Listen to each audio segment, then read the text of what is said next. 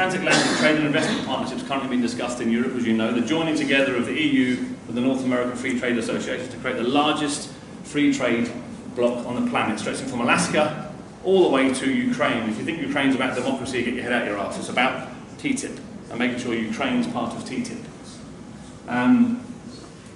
We don't know much about what's going on because most of it's happening behind closed doors. But there were leaks last year. Pascal Koenig is a senior lobbyist for Deutsche Bank, IBM and Vodafone, and he said at one of the negotiation meetings, industry will oppose any deal in which investment protection or profit is traded off against public policy objectives, including human rights.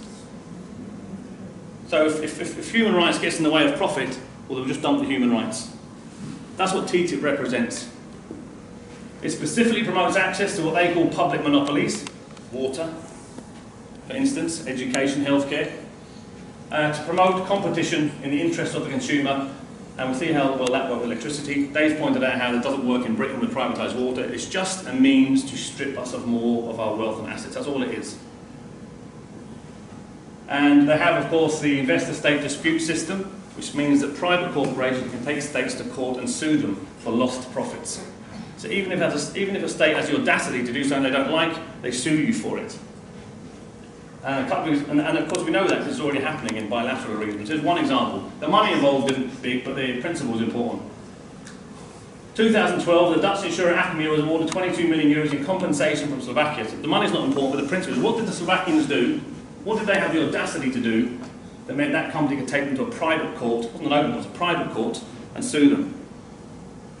The Slovakian government reversed the health privatisation policies of the previous administration, i.e. the Slovakian people elected democratically a government based on a manifesto that says we want to renationalise our healthcare, and they were punished for it. TTIP takes that principle and puts it onto a global scale, so much so they can cow national governments into doing nothing. And forget that neoliberalism, getting a big flag and planting in the middle of Europe saying, you're fucking ours now, this is ours. Democracy's irrelevant here, sorry. And any power we thought was left in the Dáil or any parliamentary chamber in Europe shifts somewhere else.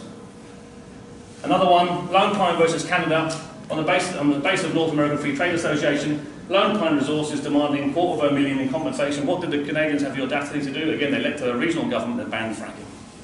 So they're compensated, they were punished for that. That's the danger of TTIP. I'm nearly finished now. And what do? We send people like him into that very same parliament. And he says, TTIP offers massive opportunities for the Irish economy, and it really, really does offer huge opportunities for the Irish economy. And it's basically removing all obstacles for people to come in and take what's left. That's really what this is about. This is a scouring pad across our economy to take whatever's wealth is left and remove it somewhere else. And there's nothing we can do about it unless we stop it. And that would have been depressed until people like you arrived and the Right to Water campaign arrived. And we said, no, this has to stop. It's time to change the way this economy is structured and who it benefits. And that's what we're here to talk about tonight. Time to change. Go on, Maggie.